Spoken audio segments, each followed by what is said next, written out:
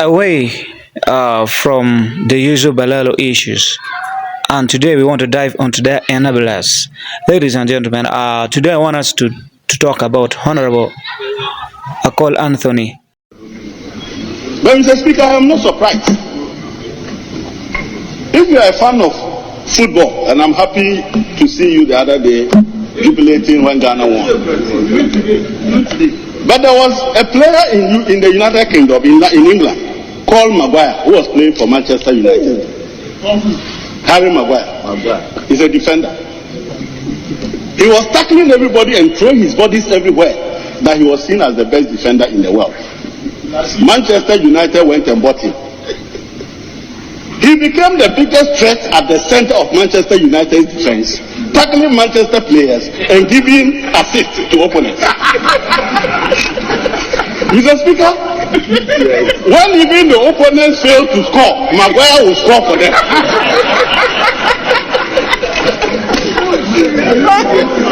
Mr. Speaker, you remember in this country we also had an economic Maguire.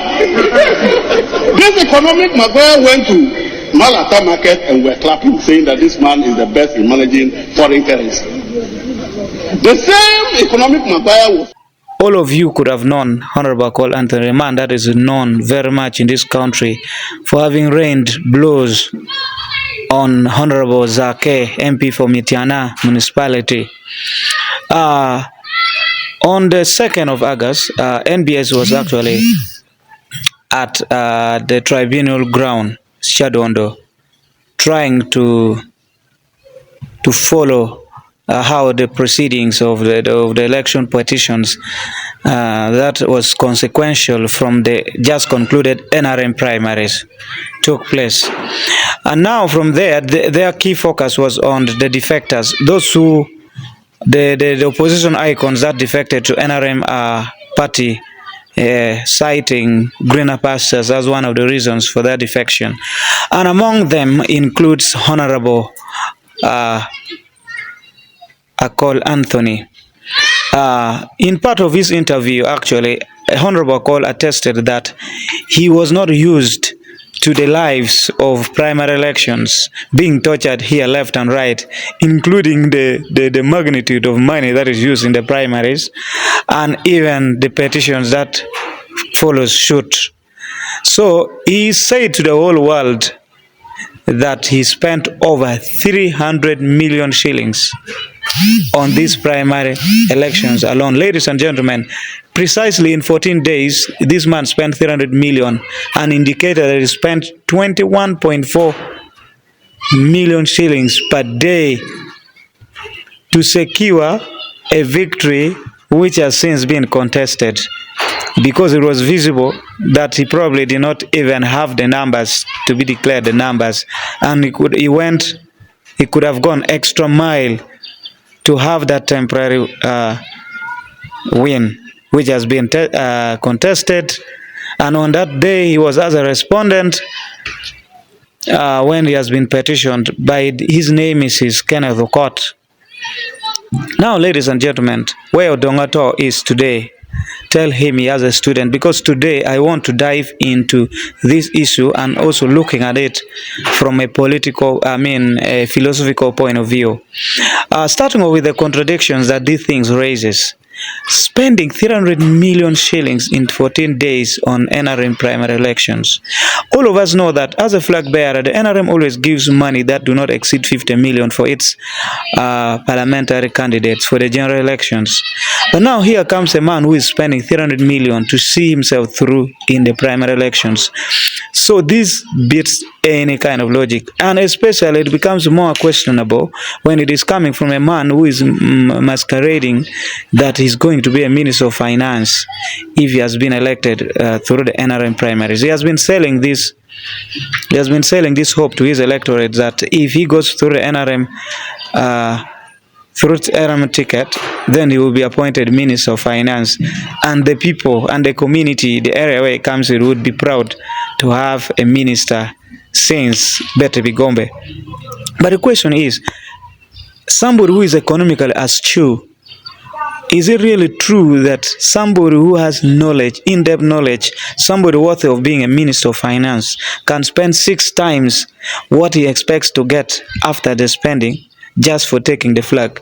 So, does it mean that there was something about the NRM flag which is quite more than what NRM actually gives for you to do your campaigns?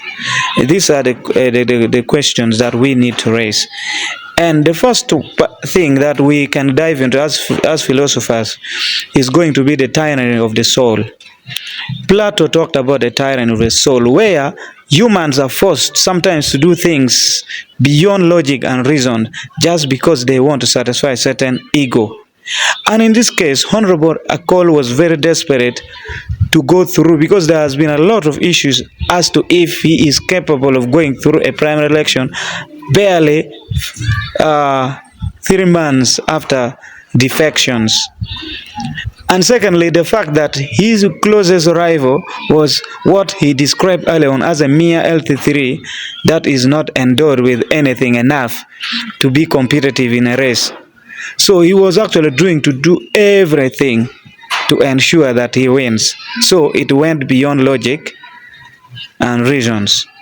The second philosophical thought is the fact that he wanted to create a barrier where it is only those who are economically endowed who can actually be there. So he was actually setting up a game, what we call the pay and play game, where when you don't have money, you can't actually be there. He wanted to raise the monetary bar so high. In so doing that, he was not just contesting, he was commodifying politics of Kilak North. And that could explain why majority of those who showed interest actually pulled away, citing financial issues. Because now, look at someone who is spending 300 million in 14 days. You can't match that unless you occupy the same privilege that he has. So that's the second reason we wanted to create some barrier. A famous man called Roshu said, it is only during parliamentary elections where the English people are free. But even then, you only have rights to vote, but the rights to be voted has actually been held hostage by money.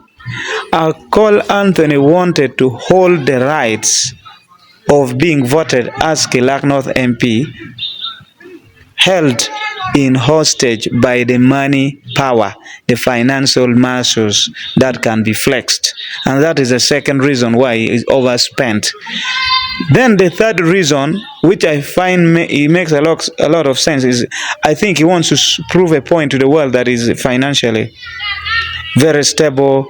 He can flex financial muscle, but I think it has highly been exaggerated and even fabricated. I do not want to believe in the truth of what he said. Spending 300 million in 14 days. Okay, well, we understand members of parliaments really have money. The fact that you have been there for 10 years. But there is no guarantee that you can spend 21.4 million per day. And then what makes it worse is that the same man alludes that he is actually stressed for all that spending. And then somebody who is capable of spending 21.4 million shillings per day should not be stressed, because that should be a justification, or that should be a show that you really have money, that you don't care about it. How would you spend 300 million shillings in 14 days and then it gives you stress? Okay, and then it gives you stress. So it is very logical. It is very difficult for a logical person to believe that he actually spend that money. And if he spend that money in truth, then it could be explained by the first two reasons. One, the satisfaction of ego, the tyranny of the soul, as stated by Plato. Secondly, he wanted to actually put up a financial barrier. He wanted to raise a financial bar so high that only the haves and those who are financially endowed can have access to the parliamentary debate of Kilak North. which in all three cases is very, very bad. Ladies and gentlemen, behold, economic Maguire is loading in actually in Uganda.